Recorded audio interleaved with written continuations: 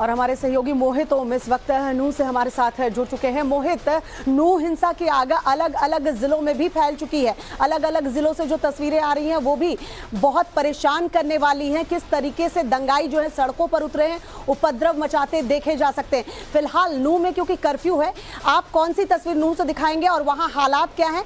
अलग अलग जिलों से क्या अपडेट सामने आ रहे हैं?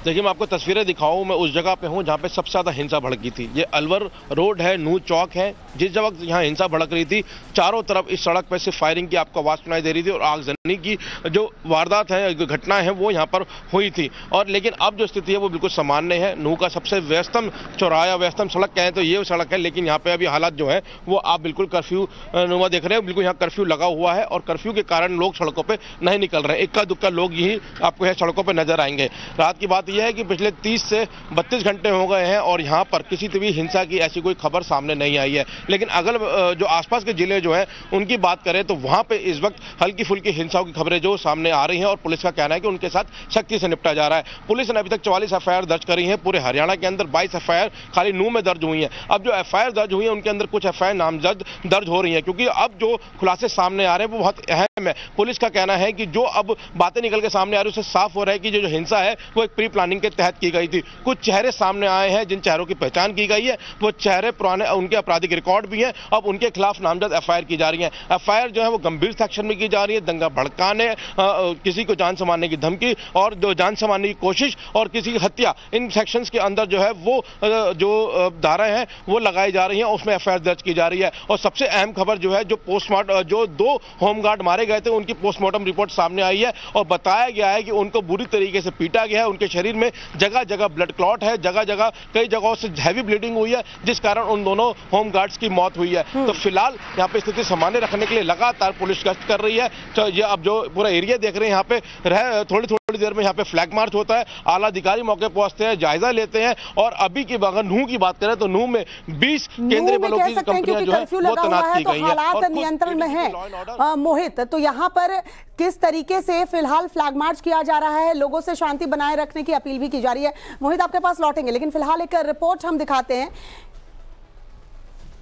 और रिपोर्ट हम आपको दिखाएंगे किस तरीके से जो तमाम जिलों से हमारे सहयोगी इस वक्त ग्राउंड पर मौजूद हैं, वो जो रिपोर्ट भेज रहे हैं वो रिपोर्ट भी हम आपको दिखाएंगे। लेकिन मोहित, जरा ये बताइए, नूह में तो कर्फ्यू लगा हुआ है, लेकिन अब ये हिंसा की आग गुरुग्राम तक जिस तरीके से पहुंची है, कल देर रात तक गुरुग्राम में भी सड़कों पर भी तमाशा होता रहा। उपद्रवी जो है वो सड़कों पर उतरकर आगजनी करते रहे, दुकानों को आग के हवाले करते रहे। ऐसे में क्या लग नहीं रहा है कि हरियाणा सरकार विफल हुई है, वो हिंसा रोक नहीं पा रही है? देखिए, जो हिंसा की शुरुआत हुई उसमें कहीं ना कहीं हरियाणा पुलिस का इंटेलिजेंस फेलियर था, क्योंकि इस हिंसा को लेकर लगातार सोशल मीडिया पे वीडियोस जो हैं वो अपलोड किए जा रहे थे कि यात्रा के दौरान इस तरीके की हिंसा हो सकती है। चाहे मनु मानेसर की बात करें या उसके काउंटर में जो वीडियोज आ रहे थे उनकी बात करें, सब में हिंसा की बात ही सामने आ रही थी। उकसाया जा रहा था एक दूसरे को और वो हिंसा हुई। और इसको लेकर हरियाणा पुलिस को ये मानना पड़ेगा कि उनका इंटेलिजेंस फेलियर हुआ है। इस बारे में हमने कल जब आला अधिकारियों से बात की तो उनका कहना है कि अभी जांच की जा रही है और जिसकी भी कमी इसके अंदर सामने आएगी उस अधिकारियों के खिलाफ भी सख्त कार्रवाई की जाएगी। लेकिन अब जिस तरीके से जो मेवात की जो लगी आग अगल बगल के जिलों में जा रही है, उसको रोकने में भी हरियाणा पुलिस का कहना है कि हम पूरी तरह तत्पर है।